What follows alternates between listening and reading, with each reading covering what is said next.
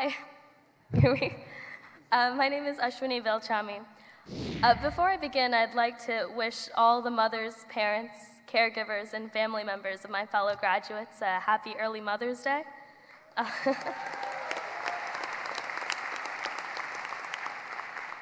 My mom is actually sitting in the front right there, and I may have forgotten to mention that I was giving a speech today to her. So happy Mother's Day, Mom.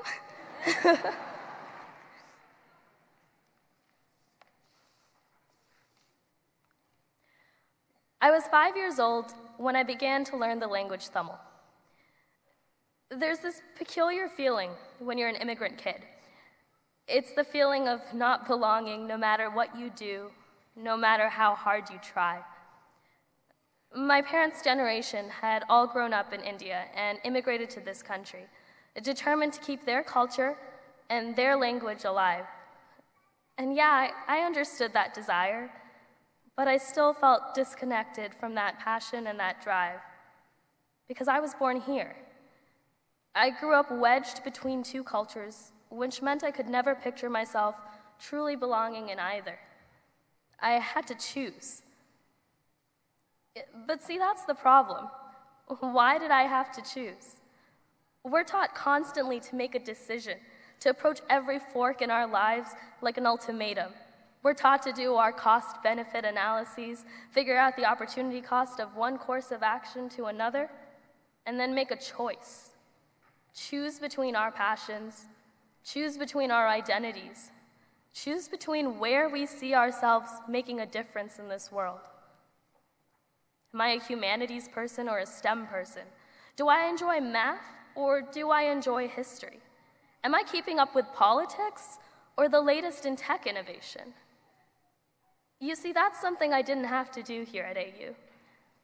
AU never made me choose, because here I was allowed to live and learn at the intersections. I've had science professors teach me something new about politics, offering insights I'd never considered before. I've had economics professors work with me on projects that best utilized my combined interests. Because of this school, I can say that I'm a CS major going to law school, that I'm a member of the American Computing Machinery Club, but also a president of AU's mock trial team. Instead of making us choose one path and forcing us to stick to it, we have been taught here to play to the intersections of our interests, to find our niches, and to use them. Because most importantly, we've been taught here how to care. No matter what field we're in, no matter what we are studying, we know that we are citizens of this world, which means we have an obligation to care. This school has taught us that we don't need to be political science majors to stay updated on the news, and we don't need to be SIS students to empathize with people around the globe. We can be CS students who understand the impact of the tech that we are building is bringing into the world. We can be environmental science students marching on Washington to demand a response to climate change. We can be English students or history students who can find parallels to the inequality dynamics reflected in our history books and our literature and see what that means for our future. You see, for the last 6 months, there's been a little blackboard hanging up in my apartment that me and my roommate put up as soon as we moved in. And it says, "No, we have no idea what we're doing after graduation." For a while, that just meant we were unemployed or still waiting on grad school decisions. But I guess the real question now isn't so much, what are we doing after graduation, so much as where do we belong? It's the question that's haunted us for years. Where are we most useful? I learned that in my Indian community, where I belonged was the very intersection that was baffling me. The intersection between old and young, between one generation and another,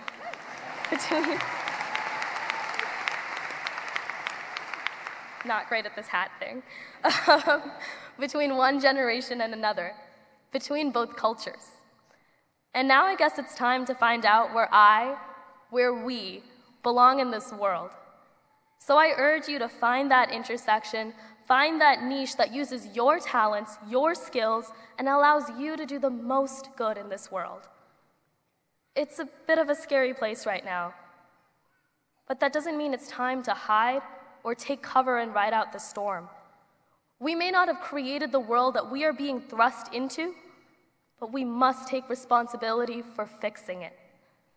That means that it's our job to fight racism, sexism, homophobia, and transphobia, both on this campus and in our country.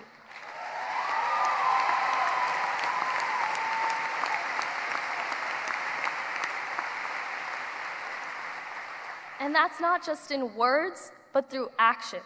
It is our job to say that Black lives matter, that there can be no immigrant ban on stolen land. It is our job to see the injustices happening every day and do more than post a Facebook status about them.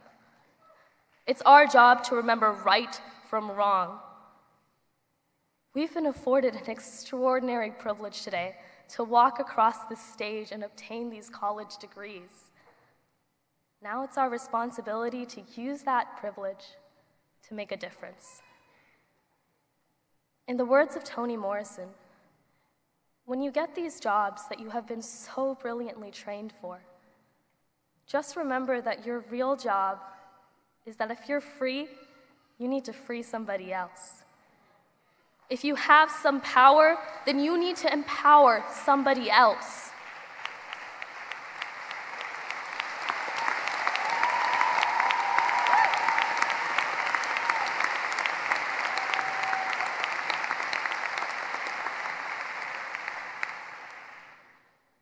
Dare to be powerful. Dare to find the intersections. Dare to do good. Thank you.